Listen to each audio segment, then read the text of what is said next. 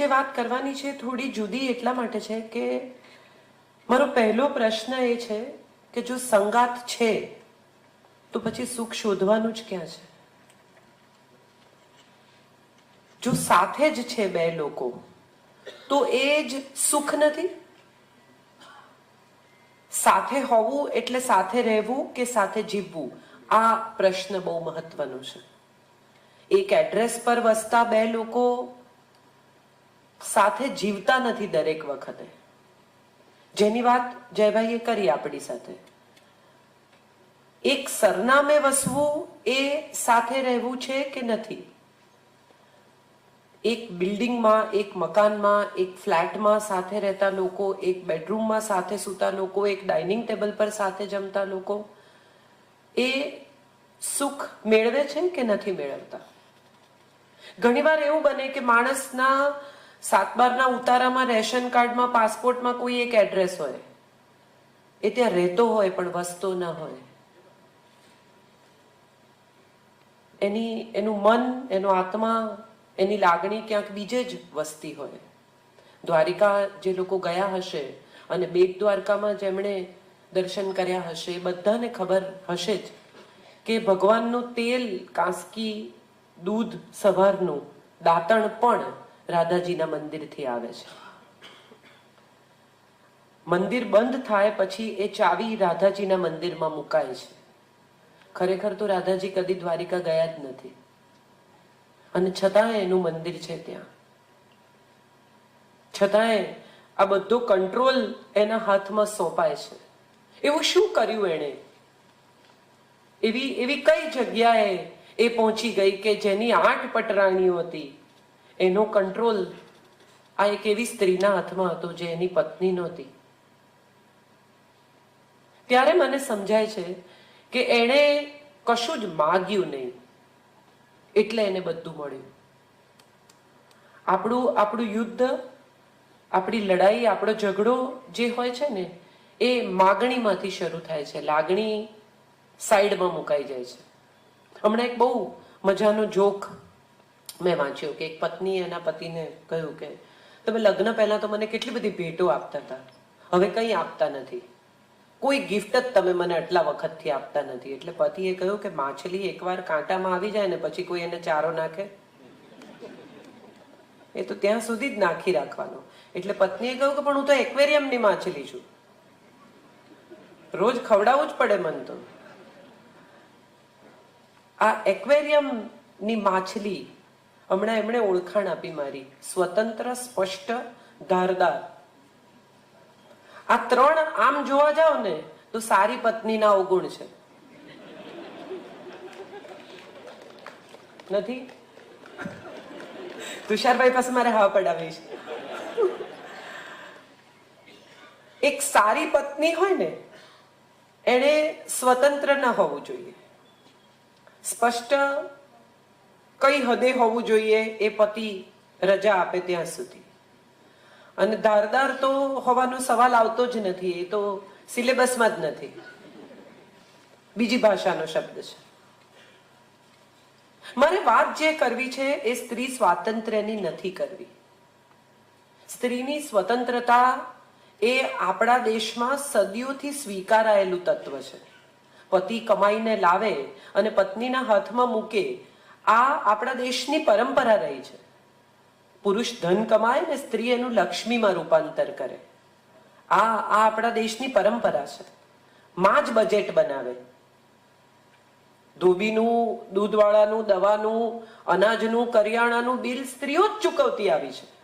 આમાં ક્યાંય સ્ત્રી સ્વાતંત્ર્યને હાનિ પહોંચે એવું કશું બન્યું જ નથી. તો શું એવું થયું કે સ્ત્રીઓ એકદમ સડનલી ઊભી થઈ ગઈ અને એમણે કહ્યું કે લગ્ન જીવનમાં અમારા પર અત્યાચાર થાય છે, અમને બધા ડોમિનેટ કરે છે, અમને હવે મુક્ત થઈ જવું છે, હવે અમારે ફેમિનિસ્ટનો ઝંડો ઉપાડવો છે, અમે હવે અત્યાચાર સહન નહીં કરીએ? એવું શું બની ગયું કે જે લગ્ન જીવનને અચાનક કોઈ તકલીફમાં, દુઃખમાં, સમસ્યામાં મૂકી ગયું અને હવે એક આખો એવો પવન શરૂ થયો છે કે બધા એમ માને છે કે સ્ત્રી લગ્ન જીવનમાં દુઃખી છે? બિચારી, વોટ હેપન્ડ? એકચ્યુઅલી દુનિયાની દરેક સ્ત્રીને સવારે દૂધ લેવાથી શરૂ કરી અને સાંજે દૂધ મેળવવા સુધીની પ્રવૃત્તિ કરવામાં મજા જ આવે છે. કોઈ સ્ત્રી ભાગ્ય જેવી હોય કે જે એમ કે મને તો રસોડું જોઈને જ કંટાળો આવે. ના, એને મજા જ આવે. મહારાજ રાખે 2 બાઈઓ એને તો પણ એ જઈને કે આમ નહીં, આમ કરવાનું. કારણ કે એનો રસ છે, એના પરિવારમાં, એના હાથમાં રસ છે. નાનકડું કામ પણ કરતી હોય ને તેમાં સર્જન છે. એના બાળકના માથામાં તેલ નાખતી હોય ને તો એમાં પણ કળા છે. એ દાળ વઘારે ને એમાં પણ ક્યાંક એની ઉષ્મા છે, એનો પ્રેમ છે. તો આ સ્વાદ બને છે, તો આ વસ્તુ બને છે, તો આવી રીતે પરિવાર સચવાય છે. પપ્પાજી કાંદા નહીં ખાય અને ભાઈની રોટલી પાતળી કરવાની ને કોરી રાખવાની અને દીકરો પરાઠા ખાશે, આવું એને ખબર હોય છે. અને કોઈ દિવસ એને આ કરવાનો ભાર જ નથી લાગતો. સમસ્યા શરૂ ત્યાંથી થાય છે જ્યાં દાળ સરસ બની હોય, એને પોતે પણ 1 ચમચી ચાખી હોય અને પછી પતિ જમવા બેસે ત્યારે બાજુમાં ઊભી રહીને કે દાળ કેવી બની છે. ત્યારે મોબાઈલ જોતો પતિ કે છાપું વાંચતો પતિ એવું કે સારી. એની અપેક્ષા ફક્ત એટલી છે કે એના તરફ જોવામાં આવે, એની આંખમાં આંખ નાખવામાં આવે અને એને એવું કહેવામાં આવે કે તારા જેવી દાળ બીજું કોઈ નથી બનાવતું. બસ આનાથી વધારે ખરેખર સ્ત્રીની કોઈ અપેક્ષા જ નથી લગ્ન જીવનમાં. સાંજ પડે પતિ ઘરે આવે અને એનું મોઢું ચડેલું હોય તો પતિ ખાલી એટલું પૂછે કે કેમ, શું થયું, તું બાઈ નહોતી આવી? એમાં તો વેલેન્ટાઇન ડે ઉજવાઈ જાય. ઘેર પાછા ફરતા પતિને જો ગજરો યાદ આવે અથવા સિગ્નલ પર બાઈ આવે ને છૂટા ન હોય, છાપું ખરીદ્યા પછી ને ગજરો ખરીદી લે જસ્ટ ઇન કેસ અને લઈ આવીને એના હાથમાં મૂકે ને તો એને એમ થાય કે લગ્ન જીવનના 25 વર્ષમાં મેં તો કોઈ તકલીફ સહન કરી જ નથી.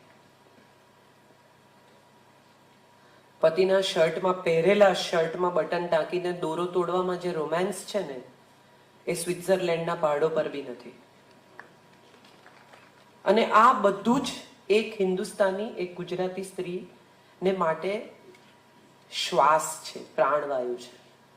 આપણે ધીરે ધીરે આ પ્રાણવાયુ બંધ કરતા ગયા. કેટલા સુંદર રોમેન્ટિક ગીતો પતિ પત્નીના દાંપત્ય જીવન પર લખાતા રહ્યા. કેવારે મળેલા મનના મેળ, નભજુક્યું તે કાંજી, અમેરે સુકારુનું પૂમડું, તમે રંગીલા અત્તર રસદાર. કેટલા સુંદર. તમેરે ઉચેરા ગઢના ટોડલા, અમે લજવાતી પાછલી રવેશ. ગુજરાતી પત્નીઓની ફરિયાદ શું છે તો કે મારા પતિ રોમેન્ટિક નથી, તમારા ભાઈએ મને કોઈ દિવસ આઈ લવ યુ નથી કહ્યું. ત્યારે હું ઘણીવાર ગુજરાતી પત્નીઓને કહું છું કે અત્તર છે ને એની તો નાનકડી શીશી જ હોય, અથાણાની બરણીઓ હોય. નક્કી કરો, અત્તર ચોપડીને બહાર જવું છે કે અથાણું?